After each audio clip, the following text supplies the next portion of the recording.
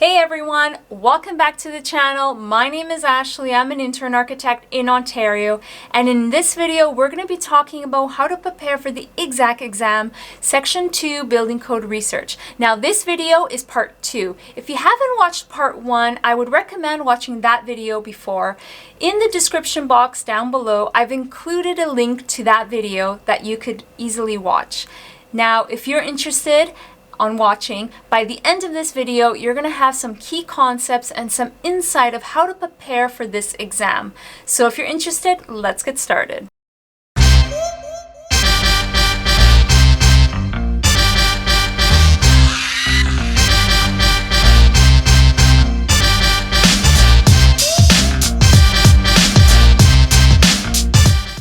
Before we get started, I just want to mention that this video is based on my experience, and I put together some pointers of how I prepared for the exam, and I've passed the exam successfully, all 4 parts, and now I decided that I wanted to create this series to help you guys prepare, because there really isn't a lot of information available to help prepare for this exam, which makes it difficult, but not impossible.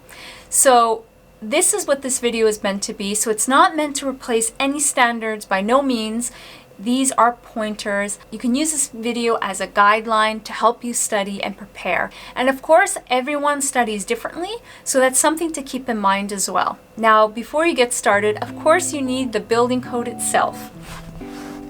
So if you haven't already, I would recommend ordering the building code as soon as possible. I've included a link down below to where you could order the building code, and there's 2 volumes, so you're gonna need oh my god, so there's 2 volumes. You're gonna need volume 1 and 2, and of course, since this video talks about volume 2, we're gonna be using volume 2, and we're gonna be going through volume 2 and how I prepared for the exam and giving you guys some pointers as well. So make sure to order the building code as soon as possible so you can start preparing for the exam. Now, on the day of the exam, you're going to be bringing in your building code with you, because of course this is an open book exam and you need the building code itself for this particular exam. And as I mentioned, I'll recap a little bit in this video. This exam is not about memorization. It's about having a comprehensive knowledge of the building code and navigating through the building code. That is the most important thing. So it's important to go through the building code at least twice. If you can 3 times, that's even better. And become familiar about how the building code works and how it flows. So that's really important. And I'll share some other tips as well on how to prepare for it. So like tabbing your building code. So I talked about volume 1, and I showed you guys how I tabbed volume 1, and I'll be doing the same in this video. I'm going to show you how I tabbed volume 2 as well, so it can give you guys some insight on the way I tab the building code. And of course, when you're preparing for this exam, it's important to also follow the ExAC objectives and use that as a guideline when preparing for this exam. So since the exam is not about memorization, knowing how to navigate the building code efficiently is very important, because the time you have to write the exam was short. I felt when I was writing the exam, I felt a little bit pressured for time, because there's quite a few amount of questions. I can't remember exactly how many, but there were quite a few amount of questions, and the time it takes to actually go through the building code and answer them, it is a bit time consuming. So it's important to create a system for yourself that you could efficiently navigate through the building code without a problem. So one of the tips I received from the RAIC webinar was tabbing your building code. What life-changing. Life-changing. It really made it easy at the exam to navigate through it. And of course, I reviewed the building code at least 2 to 3 times. I can't remember exactly, but I reviewed it more than 2 times. And I went through it and read through it and just got an overall idea of how it worked in general. So I'm going to be sharing with you guys how I tabbed the building code volume 2, so you guys can get some insight on how I tabbed volume 2 since I shared volume 1. So let's take a look. So on the upper portion of my building code and the bottom portion, I've tabbed each section and highlighted key sections of the building code.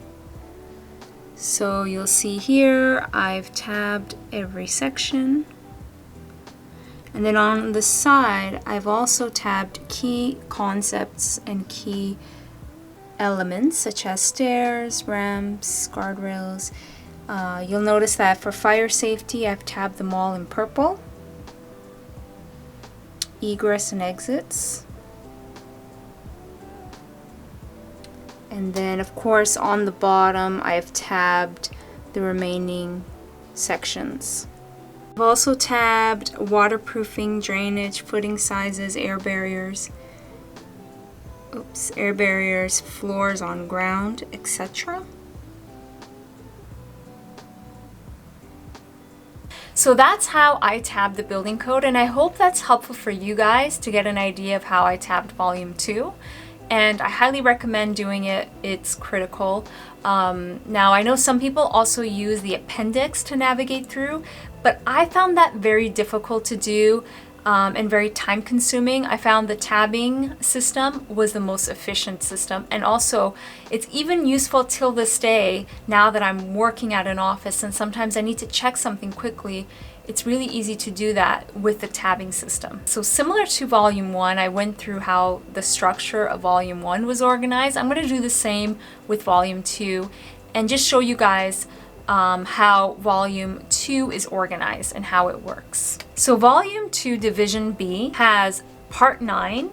So it has part 9. It has also fire and sound resistance tables, span tables, the index, and also notes for part 9. The notes for part 9 are actually really good. There's some visuals in it too, which are really helpful. So I recommend going through those. So part 9, housing in small buildings, applies to most buildings. It doesn't apply to all buildings, so that's important to keep in mind. And so this particular part of the building code applies to 3 stories or less in building height. And the building area is less than 600 square meters. And it's used for major occupancies classified as Group C, residential occupancies, Group D, business and personal services and occupancies, Group E, mercantile occupancies, or Group F, 2, and 3, medium and low hazard industrial occupancies. So basically, it applies to all these major occupancies within a certain size. So it has to be under 600 square meters of building area and 3 stories or less. So small buildings, houses, stuff like that, it would apply to. So the other thing that volume 2 has is the fire and sound resistance tables, which are important to get familiar with because this is on the exam. So make sure you understand those tables. You also need to understand the span tables. Those are also very important to get familiar, get comfortable in using them because they are important to get to know. And yes, of course, go through the notes of part 9. They're actually very helpful and they help you to understand the building code parts as well better. So I would make sure to get to know part 9 notes, and the index as well might be helpful if you're struggling on the day of the exam, you're stuck on a particular question and you didn't tab it and you're not sure where it's located. You might want to use the index to look up that particular key term that's in that question so that you can look it up on where it's located in the building code. Now, I find the index to be a bit time consuming to use because there's not a lot of time, but there might be one question that's really tricky that you may want to use the index for. So that could be an option for you. So keep that in mind. So now let's go through the key concepts that I use to prepare for the exam. And so I would recommend focusing in on these key concepts. And of course, use the ExAC objectives as a guideline to prepare for this particular section. It's really helpful. So make sure to follow the ExAC objectives. So when I was preparing for volume 2 of the building code, I made sure to use the ExAC objectives as a guideline to kind of organize my studying and organize how I'm going to go through the building code. So the key objectives that ExAC outlines is structural design, safety, health, and envelope design. So I took those key objectives and I organized kind of the building code sections according to those, and I went through each one. So structural design requirements. I started with that one first, and this is located in section 9.4. So as I'm going through the key concepts, I'm also including where they're located in the building code so that you guys can follow along. So Part 9 must meet the structural requirements outlined in the NBC Part 4 or the NBC Part 9 or the Engineering Guide for Wood Frame Construction. So that's something important to keep in mind.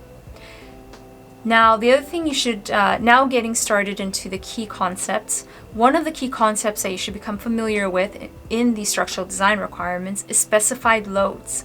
Make sure to have an understanding of snow loads, how to calculate snow loads on specific structural systems.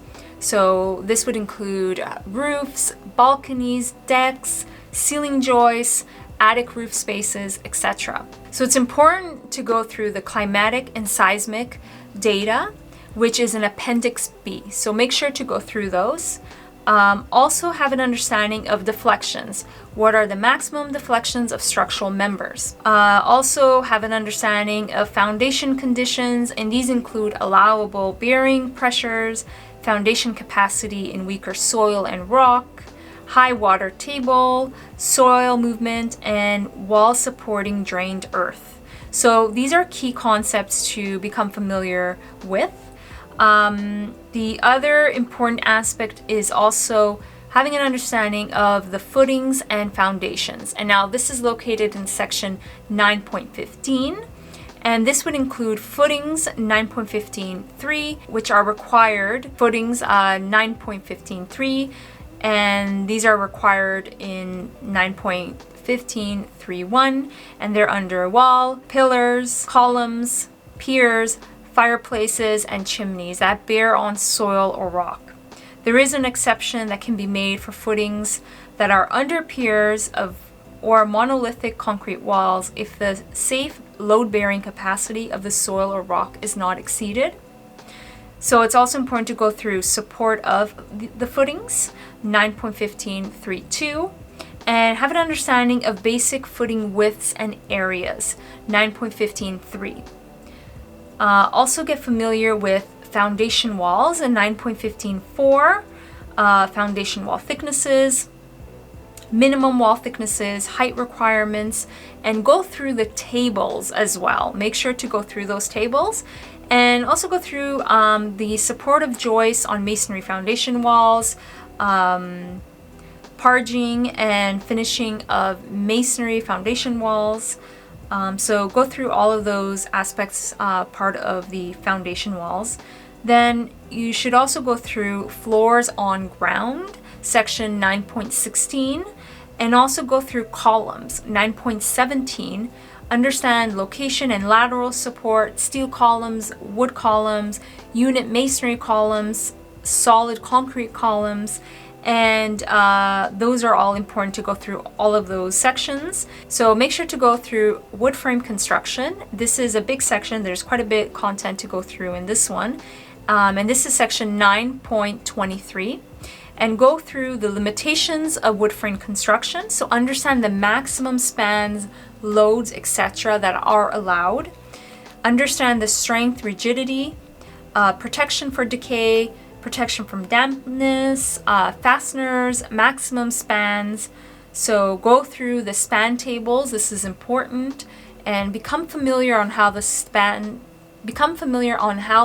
tables work, and go through the tables for the different types of woods and steel, etc. So I'm not going to go through all of these, but go through the notching and drilling, seal plates, wall studs, wall plates, subflooring, roof and ceiling frames, roof sheeting, wall sheeting. So go through all those particular areas for the wood frame construction.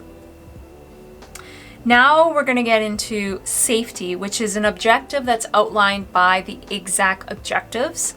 And it's important to go through these because, of course, when you're designing a building, the health and well-being and safety of people is very important. So understanding safety, fire safety, and so on is very important. So let's go through them.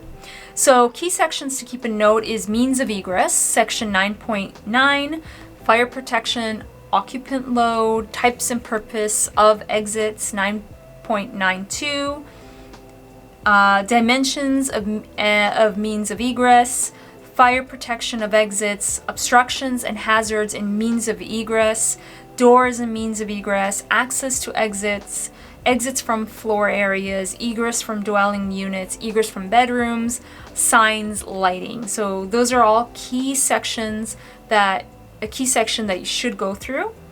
You should also go through fire protection, 9.10. Go through the definitions, understand the occupancy classifications, ratings for fire resistance, building size determination, service rooms, firewalls, understand the differences between firewalls, fire separations. Those are key concepts to understand, which I went through in the first video outlining getting to know those key definitions. Prevention of fire spread at exterior walls and in between stories, fire blocks, fire spread limits, alarm detection systems, and firefighting. Very important, firefighting. All the sections are important, but of course, safety, health are really important, and it's important for you to navigate through the building code to find these particular answers in the exam. So the next objective, which is also outlined in the ExAC objective, is health. And this would include windows, doors, and skylights, section 9.7, required windows, doors, and skylights, 9.72. So I would go through that. Also stairs, ramps, handrails, and guards, section 9.8. So dimensions for stairs, configurations, step dimensions, landings, all of that fun stuff. You should also get familiar with sound transmission, which is also important, section 9.11, plumbing facilities, ventilation, heating, and air conditioning. So go through all of those key concepts in the building code and get familiar with those sections. The other key element for health is the envelope design, and this is quite important. Go through and understand the building science behind key control layers such as air vapor, water, and thermal control. Also know the differences and the purpose for each one. What is the purpose for each layer, and have an understanding, a sound understanding, because there are quite a few questions on this particular area. I remember it. I remember there being quite a few questions, but this is of course our bread and butter as well. As an architect designing envelopes, you have to ensure that they're thermally sound, you have thermal control, you have waterproofing, all that fun stuff. So make sure to go through these key elements of the building envelope. So these are very important. So one of the key sections for envelope design is of course energy efficiency. So and this is section 9.36. So I would go through energy efficiency and look at the building envelope, HVAC requirements, service and water heating systems, energy performance, compliance, and so on. Also get familiar with heat transfer, air leakage, and condensation control. Cladding, so go through section 9.27, damping, waterproofing, and soil gas control. So anything dealing with water and vapor control, and understand the differences between damp proofing, waterproofing, and so on. Also get familiar with the drainage, section 9.14, dealing with water control, floors on ground, and how to deal with water control as well. So section 9.16. Also go through masonry and insulating concrete form walls that are not in contact with the ground, so dealing with water control in those situations. Wood frame construction, and look into water control for wood frame construction. And then when you're looking through section 9.7, look at the thermal control of windows, doors, and skylights, and so on. And of course, roof spaces as well, vapor control as well. So those are the key concepts that I used when I was preparing for this particular exam for volume 2 of the building code, and that helped me to kind of navigate through the building code. And while I was doing that, I was also tabbing the building code. That was really helpful as well. and going through each objective that was outlined in the exact objective. So there you have it, you guys. I hope you guys found it helpful. If you did find this video to be valuable, make sure to like the video. That lets me know that you guys are enjoying the content, that the content is valuable.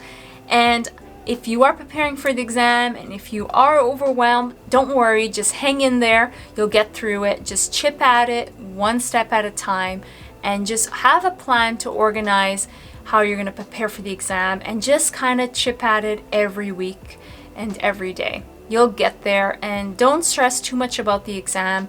It wasn't too bad. As long as you prepare for it, you'll be okay, and just stay positive and it's gonna go fine. So I hope to see you guys on future videos, and I'll see you guys till then. Bye!